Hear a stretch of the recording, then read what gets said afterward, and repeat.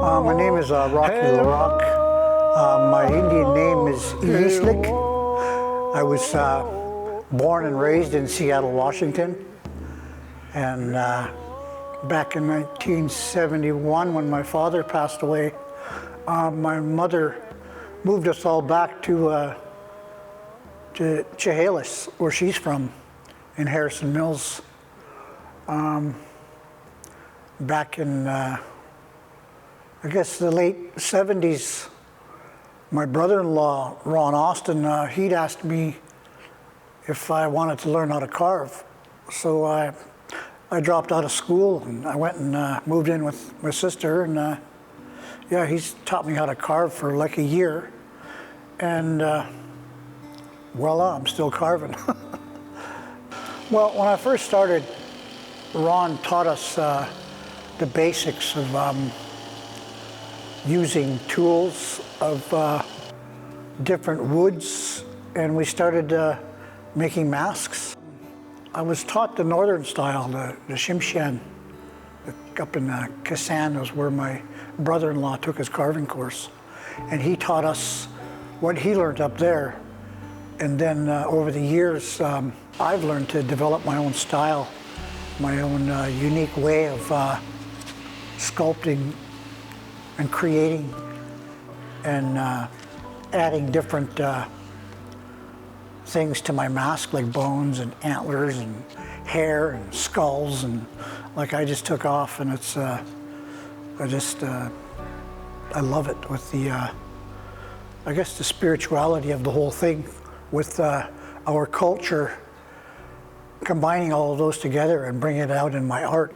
About 5 years ago, I seen an advertisement in the newspaper for the chainsaw carving competition in Hope. So I phoned the people there and asked them if I could get in. So I went to the competition, and I had nothing. Like, I didn't even have an awning. I didn't have a torch or nothing. I didn't know anything about it. But now that's all I use is power tools and torches and chainsaws and die grinders and every power tool and bit you could think of. It's way easier. It's way faster. It's just I feel like I'm just starting again. It's fun.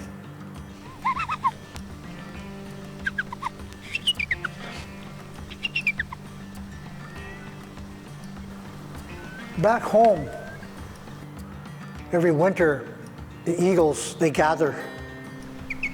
They like migrate, they follow the fish. And where I live, there's like 7 different species of salmon. So we have like thousands of eagles right in our village. The eagle is everything. He is our world, and he is who we acknowledge. We use every part of that eagle. I guess that's about the closest you can get to the creator, is the eagle, because he flies so high. And he seems to be the dominant one, the alpha of the sky, and so that's what this eagle represents.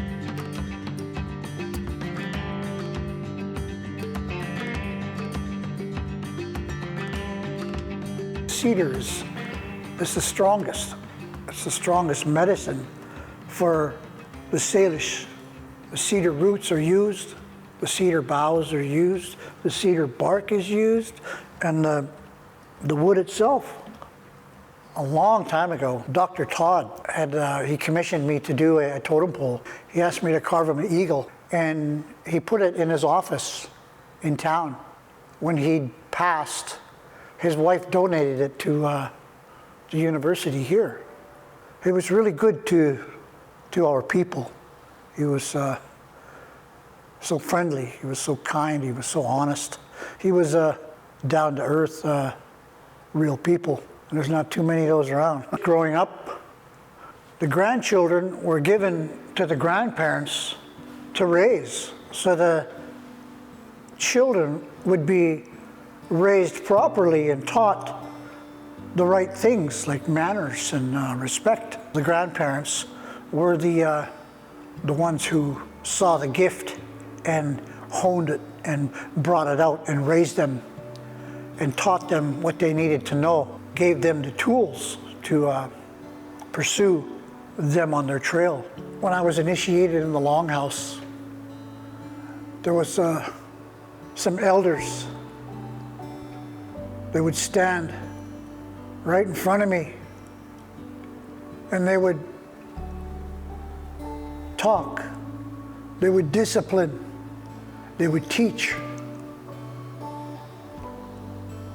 And I'd always wondered, how come I'm always getting in trouble? But I didn't know that out of everybody, I was the chosen one to do the work. It's like that old man pulled me under his wing and he showed me the way. He saw something in me. I guess the old ones, when they raised the grandchildren, he was raising me. Now I know. I guess I'm the next one in line to be the elder. Last night, this lady phoned me and she said, "Can you do me a design?" I said, "Well, what do you want?" She goes, "Well, I just want something from the West Coast and on something Sts'ailes. I got $200 for you." $200? Well, I guess I'll just be sketching for like, I don't know, 10 minutes. Or I don't know how people figure they can put a price on something that we do to support our families. People out there that are scammers, they're like to steal. They like to live off of somebody else's hardship. And that's where we have to draw a line. Us, West Coast Sts'ailes, we are one with the earth, we're one with the land, we're one with the trees and the animals. Everything is related. They're our brothers and our sisters, and we have to respect that, and we have to look after that. Oh, we already know. If you look after spirit, spirit looks after you.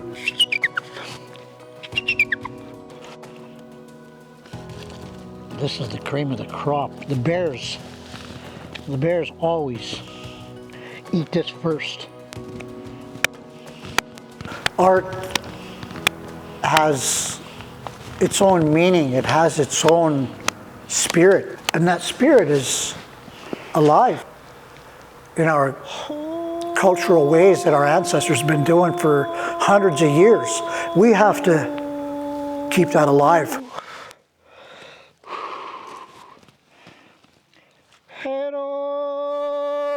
We have to educate the next generations, the future generations.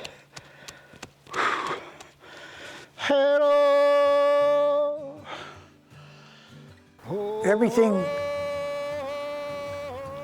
in our path has a purpose. That's why we have to walk slow, take small steps, stop, and acknowledge spirit. Because spirit is everything. Spirit is everywhere. When you acknowledge spirit and you give thanks for what you have, who you are, the bed you sleep in, the food that you eat, you'd be grateful and you'd be thankful.